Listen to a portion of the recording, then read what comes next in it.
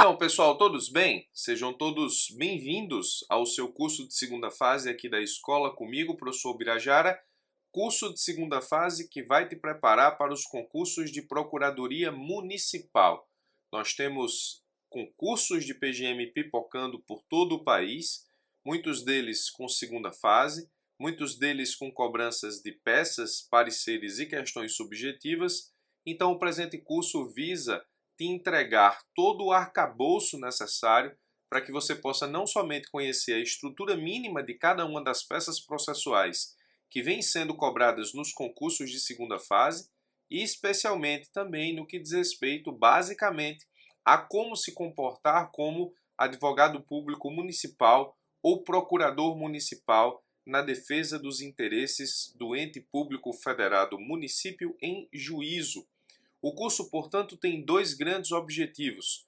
O objetivo de fazer com que você treine peças, pareceres e questões subjetivas e o objetivo de fazer com que, nesse treinamento, você forje a cabeça de advogado público municipal, conhecendo as principais teses de defesa dos interesses dos municípios em juízo, para reproduzir isso em provas.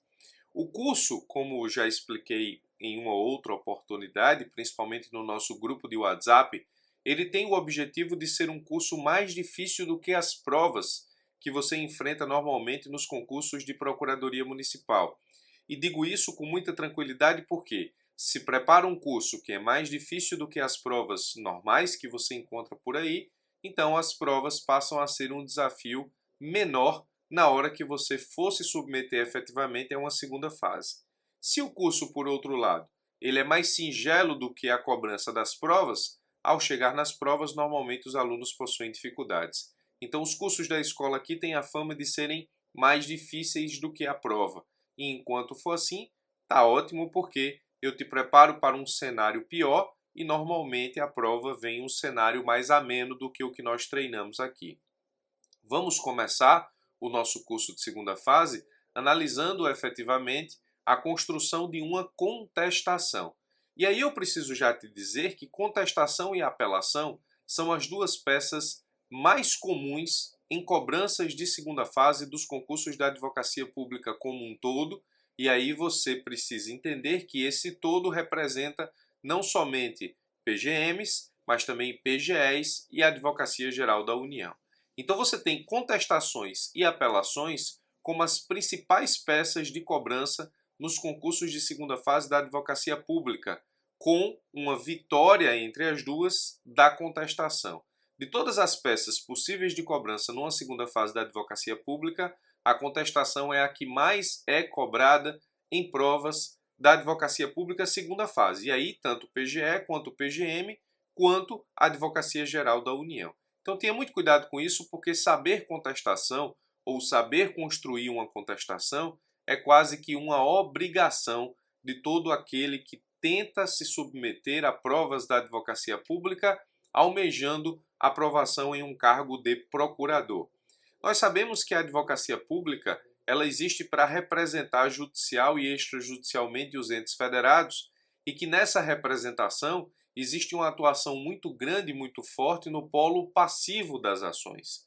Então, todo advogado público, em algum momento da sua carreira, se não em toda ela, vai ter que apresentar contestações. Então, realmente, a contestação, quando é cobrada em concurso público, está cobrando uma situação corriqueira da vida e da atribuição natural do cargo para o qual aquelas pessoas estão se submetendo em termos de prova.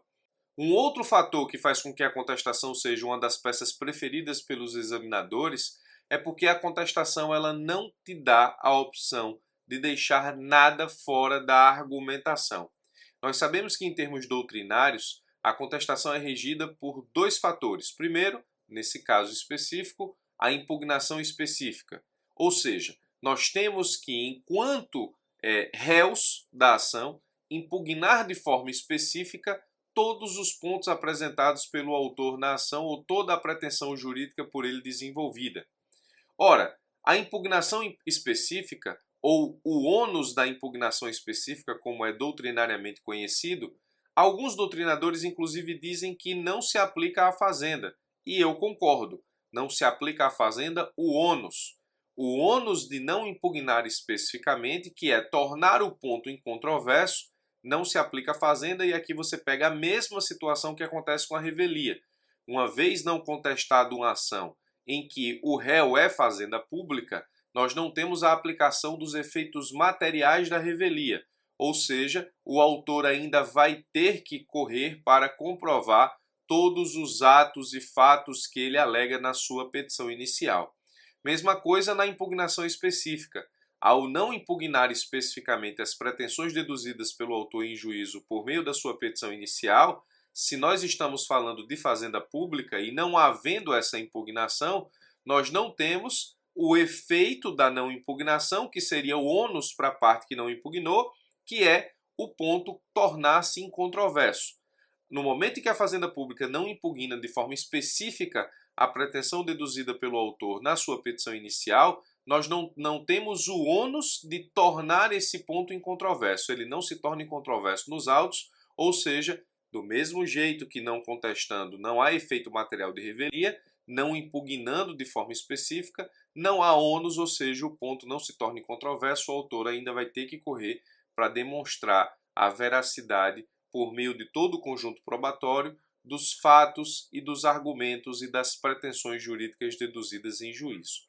Agora, é óbvio, a inexistência do ônus não significa dizer que você, na qualidade de procurador e advogado público, está livre para não impugnar de forma específica todas as pretensões deduzidas pelo autor na petição inicial, especialmente se estivermos falando, e estamos falando, de provas de concurso. Imagine, por exemplo, que uma determinada PGM instala a procuradoria, faz concurso, contrata procuradores, em tese contrata as melhores cabeças porque submetidas a concursos públicos difíceis, e aí o procurador está livre para não impugnar de forma específica as pretensões deduzidas pelo autor em uma petição inicial? Não penso que seja assim, especialmente em concurso público. Então a impugnação específica é um dos fatores, um dos pilastres da contestação. E aí você não pode simplesmente deixar de impugnar nenhum tipo de pretensão deduzida pelo autor na sua petição inicial. Existe quase que um checklist. Você analisa a petição inicial e a partir dela apresenta impugnação a todas as pretensões deduzidas em juízo.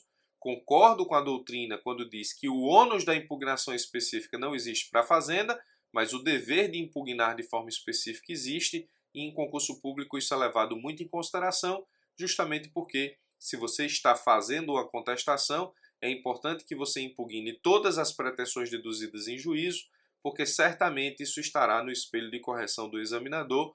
Nós já tivemos uma aula sobre estratégia aqui no curso, onde eu explico a importância de se prestar atenção na forma da construção dos espelhos de correção, porque é justamente a partir do espelho que as notas são distribuídas.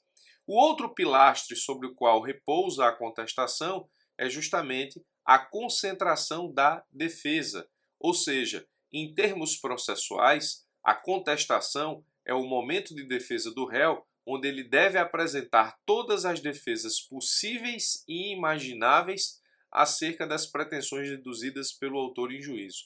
Não somente, nesse caso, enfrentar ponto a ponto dessas pretensões, mas apresentar todas as defesas possíveis para demonstrar ao juízo que o autor da ação não tem o direito que alega ter, ou se tem esse direito prescreveu, ou se tem esse direito decaiu, ou se tem esse direito já foi adimplido, ou se existe alguma defesa processual que impeça, nesse caso, a obrigatoriedade do réu de adimplir com a obrigação que alega o autor ter direito na sua petição inicial.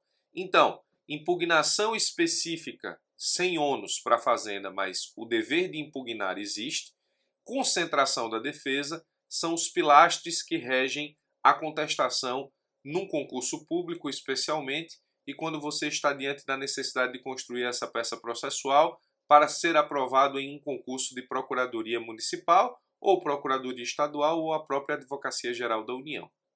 Então, ao ter que construir uma contestação, não esqueça que você vai ter que impugnar tudo o que existe em termos de pretensão jurídica na petição inicial e não esqueça que você vai ter que, nesse caso, concentrar todas as defesas possíveis em uma única peça, sob pena de precluir a possibilidade de apresentar qualquer outro tipo de defesa que não aquelas conhecidas como matéria de ordem pública, que podem ser conhecidas de ofício e a qualquer tempo ou grau de jurisdição, com exceção dos recursos de instância de superposição, quando os temas devem chegar ao Superior Tribunal de Justiça e ao Supremo Tribunal Federal de forma pré-questionada.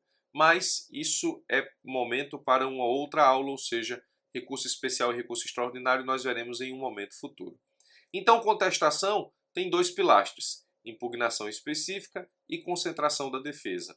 Por essas duas razões, a contestação acaba sendo uma peça muito escolhida pelos examinadores, porque se eu tenho que impugnar tudo o que o autor pede na sua petição inicial e se eu preciso concentrar todas as defesas possíveis, a contestação não dá margem a que você esqueça nenhum ponto, não dá margem a que você esqueça absolutamente nenhum argumento, não dá margem a que você esqueça nenhum tipo de defesa, e isso é bom para o examinador, porque ao estabelecer a contestação como um enunciado de peça e automaticamente ao estabelecer o espelho dessa contestação, o examinador fica livre para definir quais são os pontos que ele considera importantes e você, enquanto concurseiro, precisa se virar para apresentar na prova todos os pontos possíveis de defesa e impugnando todas as pretensões deduzidas pelo autor na sua inicial. Por isso, é a peça contestatória a mais escolhida dentre os examinadores que compõem bancas para a feitura de provas da advocacia pública segunda fase.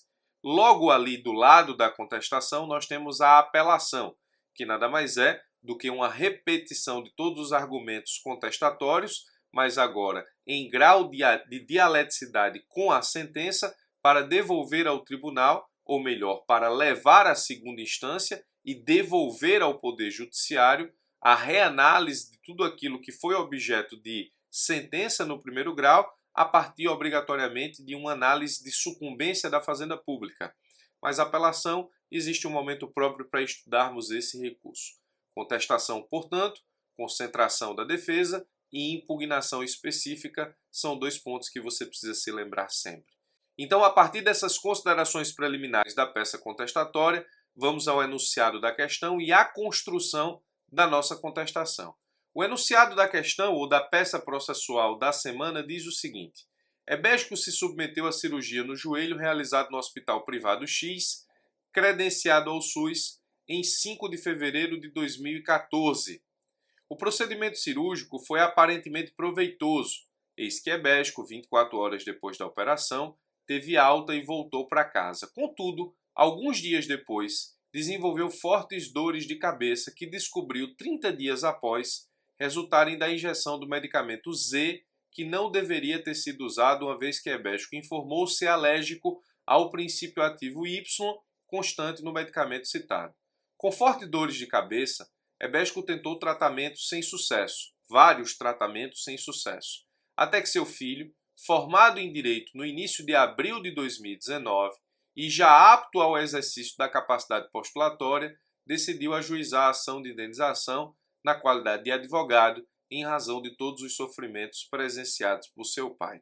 Aí vai uma dica bem importante, principalmente por ser essa a nossa primeira aula do curso de segunda fase. Todas as vezes que os senhores e senhoras estiverem analisando e imediatamente o enunciado da peça, ou da questão, ou do parecer, tenham o cuidado de guardar toda a energia necessária para ter uma atenção específica a esse momento.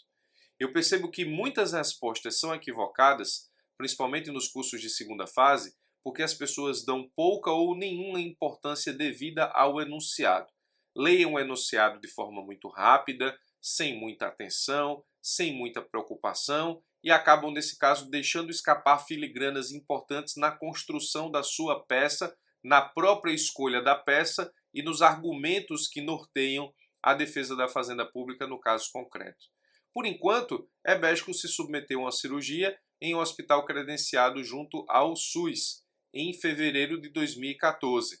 Um mês depois, 30 dias depois, ele descobriu que, nesse caso, as dores de cabeça que sentiam resultaram da injeção do medicamento Z decorrente dessa cirurgia. Somente em abril de 2019, o seu filho decide ajuizar a ação ajudando seu pai na busca aí de algum tipo de indenização.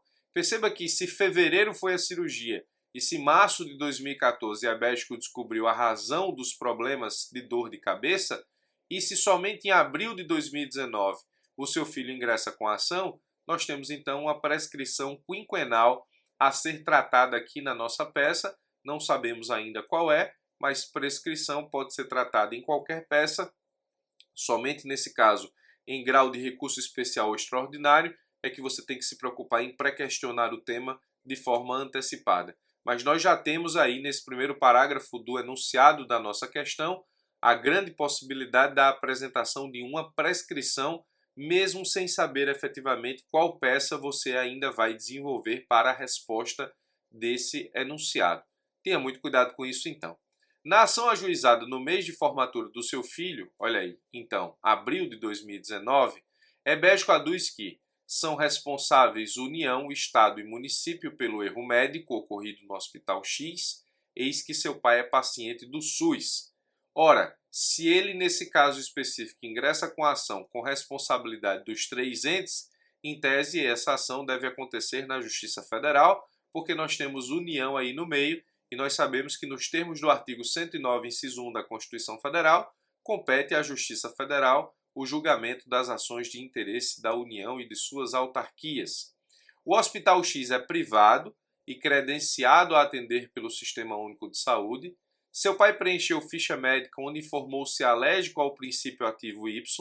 Mesmo assim, o medicamento Z, que possui o princípio ativo Y, foi aplicado em seu pai, que desde a cirurgia seu pai possui fortes dores de cabeça que só aumentam com o decorrer do tempo, não tendo qualquer tratamento efeito que o cure ou amenize a sua dor. Após inúmeras laudas descrevendo o erro e seus efeitos, Ebédico, por meio do seu advogado, que no caso é seu filho, pede a condenação de todos os réus, então de novo temos a União no meio, em lucros cessantes pelo tempo que deixou de trabalhar em razão das dores de cabeça dos últimos 5 anos, a ser calculado em cumprimento de sentença, indenização por danos morais, materiais, em razão dos gastos com tratamento e medicamentos sem qualquer efeito sobre seu quadro clínico a ser calculado em cumprimento de sentença quando apresentará os gastos efetivados. Aqui você tem que subir um alerta, uma antena de alerta na sua cabeça, porque como é que ele vai apresentar os gastos efetivados só em cumprimento de sentença se o dano material exige prova? Ou seja, é preciso que ele prove os gastos para que o juiz defira a pretensão jurídica e não apenas defira a pretensão dos danos materiais para que esses gastos sejam comprovados apenas em cumprimento de sentença.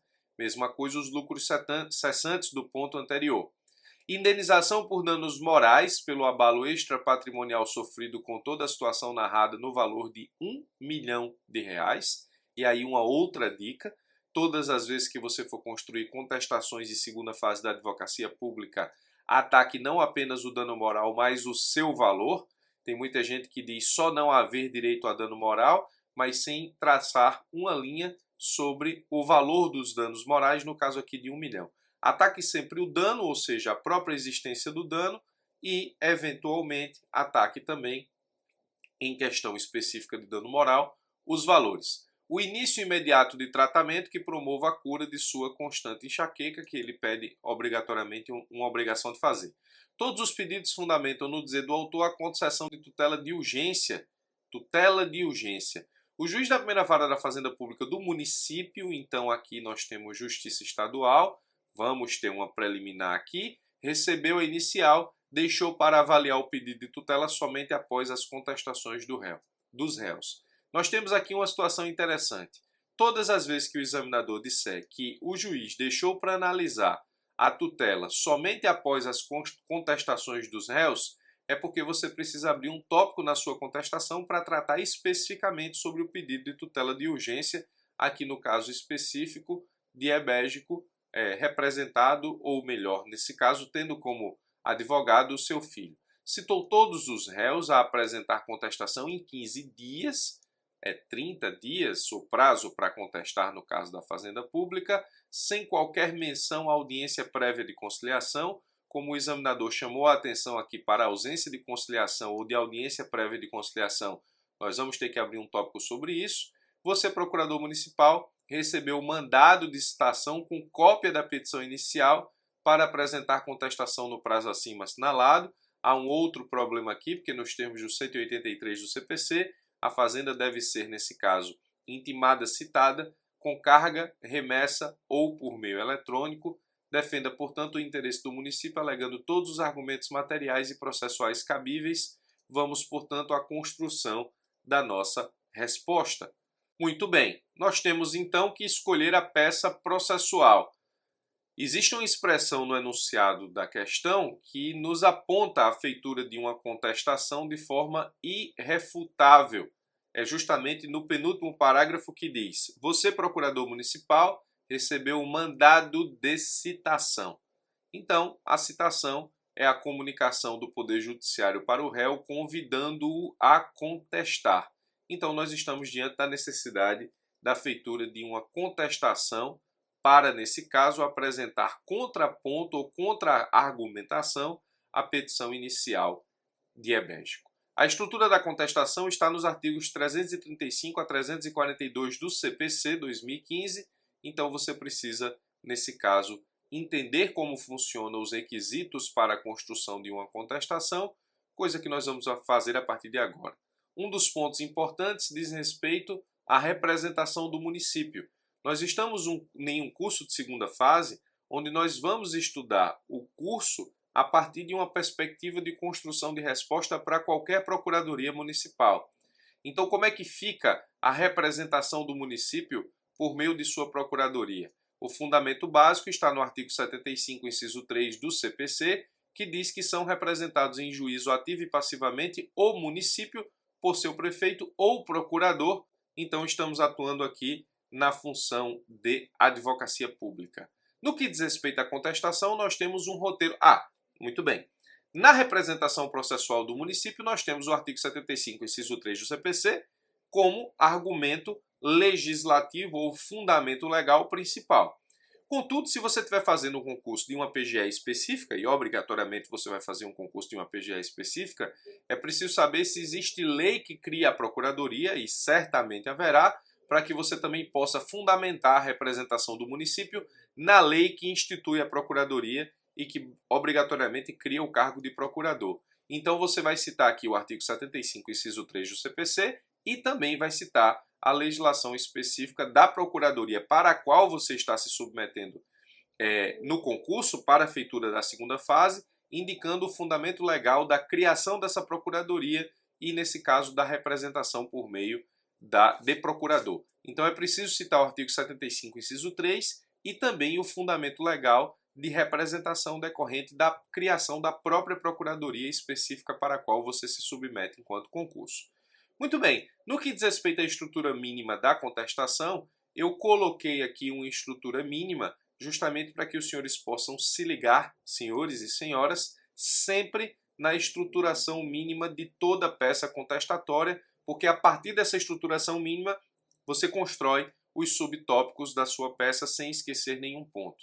Então toda contestação tem um endereçamento, toda contestação tem qualificação da Fazenda Pública com fundamentos da manifestação processual e identificação da peça com fundamentação processual, toda contestação tem fatos que só podem ser dispensados pelo examinador, toda contestação pode ter prejudiciais, pode ter preliminares, toda contestação tem mérito e toda contestação tem pedidos. Vamos, portanto, entender como se deu a construção da nossa contestação a partir do enunciado ora apresentado passo a passo. Primeiro, endereçamento. Nós temos que endereçar a contestação ao juízo que, nesse caso, nos citou para contestar. Excelentíssimo juízo da primeira vara da Fazenda Pública D, não temos o complemento, não vamos inventar. Processo número não temos, autor ebégico, réu, município D, e aí você completa com o município para o qual você está fazendo prova, e outros, porque nós temos aqui como réus ainda Estado e União Federal.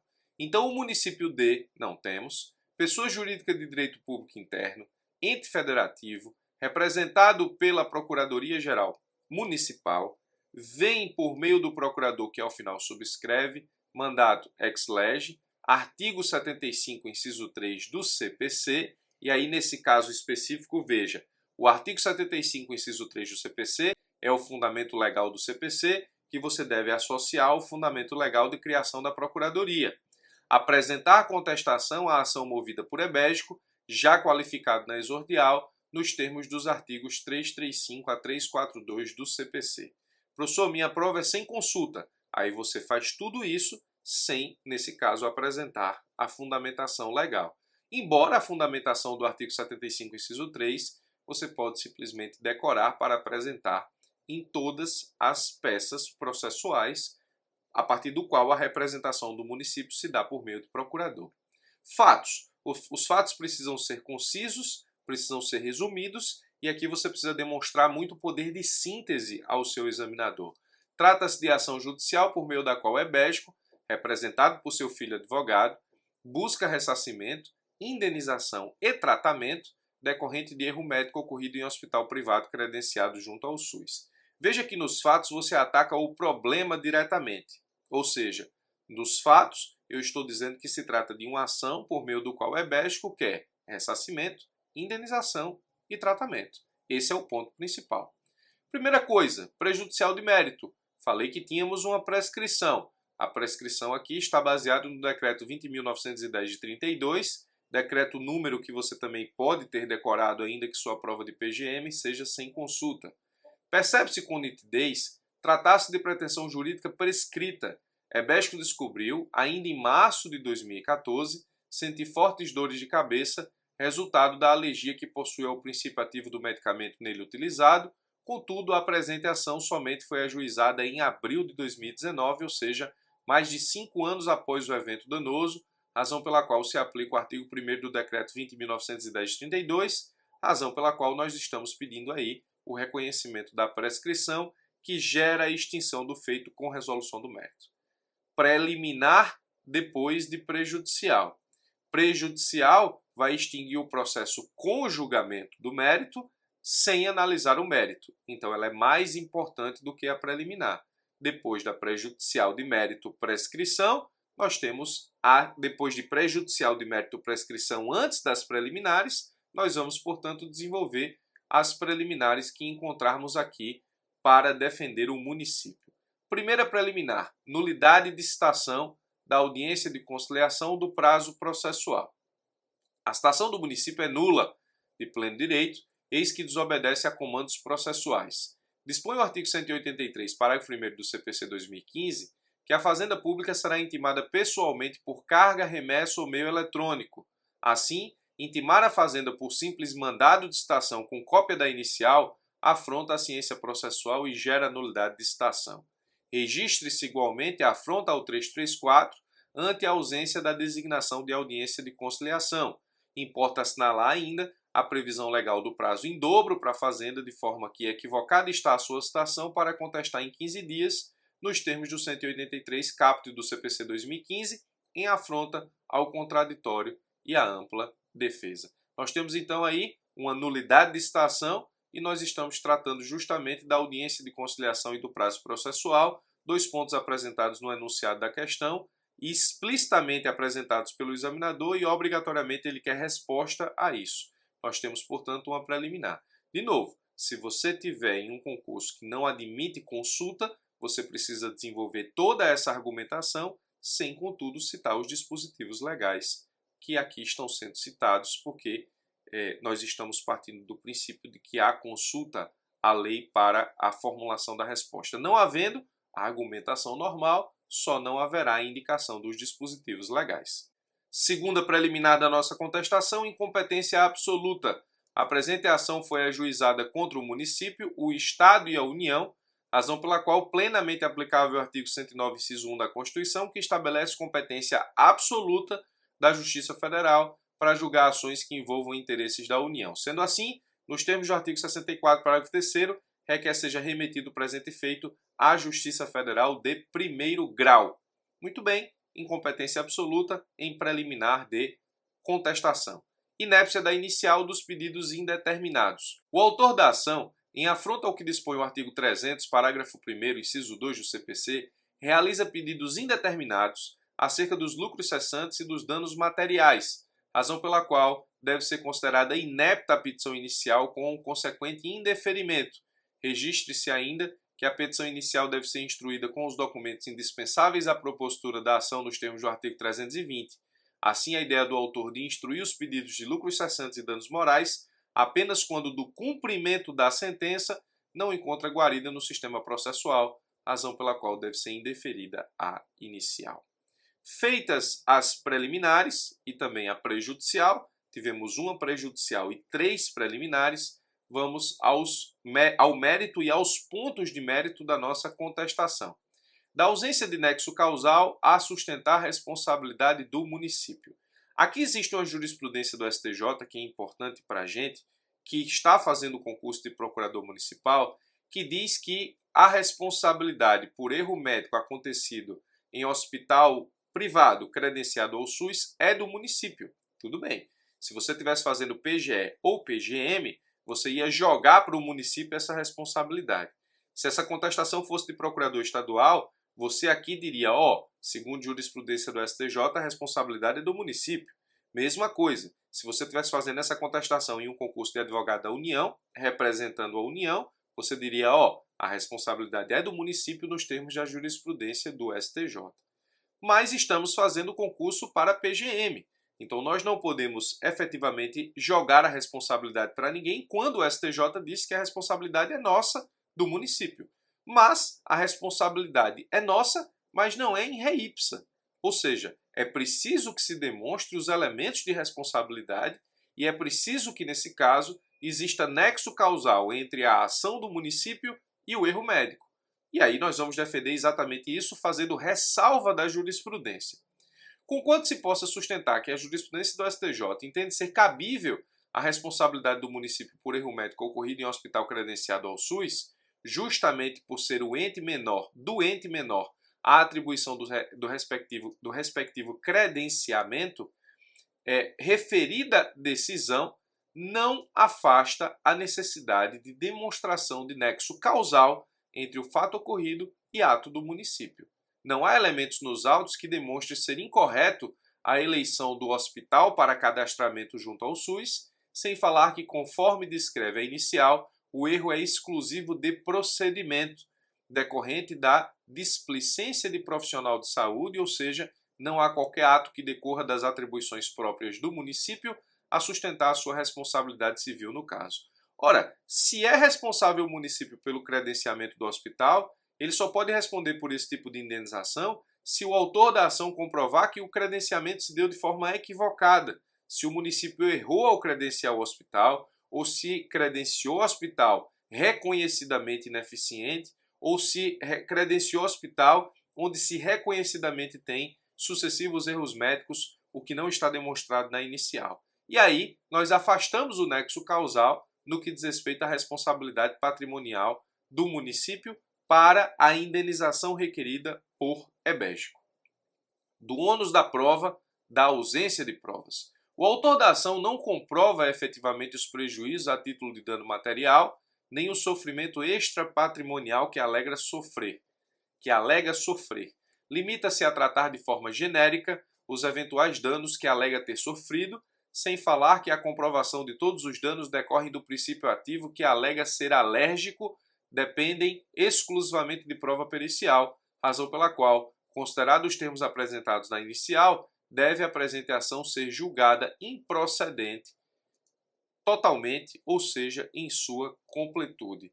O autor da ação não faz prova de absolutamente nenhum tipo de prejuízo material. Ele também não demonstra provar o dano moral ou o dano extra patrimonial que sofreu. E dessa forma, a alergia que alega ter direito, ou a alergia que alega ter, que gere o direito à indenização, justamente pela aplicação do princípio ativo do remédio para o qual demonstrou ser alérgico no processo, depende de prova pericial não requerida pelo autor da ação.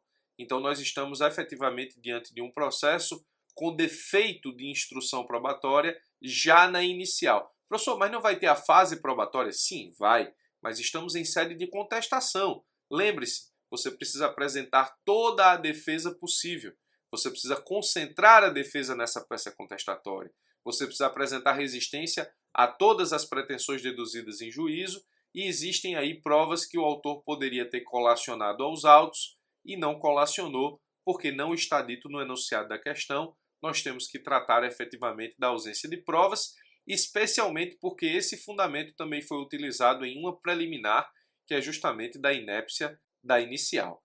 Muito bem, dando continuidade à ausência de provas, nós temos que tratar agora da impossibilidade de concessão de tutela de urgência nos autos, especialmente porque o examinador disse que o juiz analisaria a tutela de urgência, o pedido de tutela de urgência, somente depois da contestação dos réus. Então, quando o examinador diz isso, ele praticamente está dizendo para você o seguinte: na contestação, abra um tópico sobre a impossibilidade da concessão da tutela de urgência. Vamos lá. Não há elemento nos autos que evidencie a probabilidade do direito e perigo de dano ou risco ao resultado útil, que são os requisitos do 300 do CPC. Os problemas de saúde alegados por ebédico, como defendido, exigem prova técnica pericial, razão pela qual não se pode falar em probabilidade do direito. Do mesmo modo, não há o que se falar em perigo de dano, eis que o autor demorou meia década para o ajuizamento da presente ação, incompatível ao argumento de urgência do provimento jurisdicional. Além do mais, não é cabível tutela de urgência para pagamento de valores ao autor, eis que se exige o trânsito em julgado para expedição de precatório nos autos, nos termos do artigo 100, parágrafo 5º da Constituição Federal, o que impossibilita, nesse caso, tutela de urgência para pagamento de valores em face da fazenda pública. Veja que a nossa contestação ela teve um endereçamento, ela teve a qualificação do município com o devido fundamento legal, e prestar atenção porque o fundamento legal deve também levar em consideração o fundamento legal da sua procuradoria própria. Identificamos que estamos efetivamente apresentando uma contestação, depois fatos, tivemos uma prejudicial de mérito, que é prescrição, tivemos 3 preliminares, preliminar de nulidade, de incompetência absoluta, de inépcia da inicial. No mérito, tratamos da ausência de nexo causal, demonstrando ao examinador que conhecemos a jurisprudência do STJ. Falamos da ausência de provas, que é ponto de mérito. No que diz respeito ainda ao mérito como pedido acessório, nós estamos enfrentando a impossibilidade de concessão de tutela de urgência contra o município nos autos, seja por ausência dos requisitos do artigo 300 do CPC, seja pela impossibilidade de se expedir ou de se exarar tutela antecipada de urgência em face do município para pagamento de valores. E agora temos que finalizar a nossa contestação com os pedidos. Veja que eu fiz todo esse resumo para mostrar para você que tudo isso que foi alegado estará no tópico pedidos. Vamos, portanto, ver como ficaram os nossos pedidos. Pelo exposto, requer ao município, de forma prejudicial, a extinção do feito com a declaração da prescrição, de forma preliminar, a nulidade de citação por, neste caso, equívoco de citação por mandado que afronta o artigo 183, parágrafo 1º do CPC, tendo ainda os defeitos apontados no 334 do CPC e no 183 no que diz respeito à audiência de conciliação e no que diz respeito ao prazo de contestação, mas o que gera efetivamente aqui a nulidade de citação é o mandado ser acompanhado apenas da cópia da petição inicial. Preliminarmente ainda, a declaração da incompetência absoluta da Justiça Estadual com a remessa do feito à Justiça Federal, nos termos do 64, parágrafo 3º. Preliminarmente, o indeferimento da petição inicial, em razão da feitura de pedidos indeterminados desacompanhados de documentos indispensáveis. No mérito, afastada a responsabilidade do município ante a ausência de nexo causal, ainda que seja indeferido o pedido de tutela de urgência no que diz respeito à ausência dos requisitos do 300, bem como a impossibilidade de, neste caso, tutela de urgência contra a Fazenda Pública para pagamento. E aí nós temos 6 tópicos ou 6 pontos de pedido: provar o alegado por todos os meios legalmente admitidos e a condenação do autor em custas e honorários de sucumbência, nos termos do artigo 85 do CPC 2015, termos em que pede deferimento, local, data, procurador municipal. E assim nós finalizamos a nossa contestação. Contestação grande, contestação ampla, não efetivamente em termos de densidade, mas em termos de pontos. Nós tivemos uma prejudicial, 3 preliminares, 2 pontos de mérito, 1 ponto de pedido acessório que diz respeito, nesse caso, a tutela de urgência que não deve ser concedida e os pedidos que percebam sintetizam toda a nossa contestação. E aí, se o examinador quiser corrigir a tua peça contestatória pelos pedidos, ele já vai distribuir vários pontos para você, e é justamente por essa razão que os pedidos devem ser muito bem elaborados, muito bem delineados e representar um resumo de tudo que está na tua peça, no que diz respeito efetivamente àquilo que foi desenvolvido a título de prejudicial, preliminar, mérito, tutela antecipada, e tudo isso precisa estar condensado no último ponto da peça contestatória a ser apresentada ao examinador. Bom, juntando nossas aulas de estratégia com o espelho de correção, com a ata, com essa aula, espero que você tenha percebido a melhor forma de construir uma contestação justamente para que suas respostas em provas da advocacia pública possam ser as melhores possíveis, a fim de que você possa lograr a tão sonhada aprovação.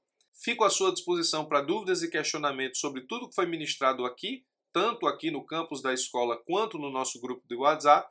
Temos um grupo de WhatsApp para estudar para PGM nesse curso. Se você ainda não está, entre em contato comigo que eu mando o link para que você possa entrar. E aguardo todos para a resposta do parecer dessa semana ainda, aula que ministrarei logo em seguida. Forte abraço e até lá!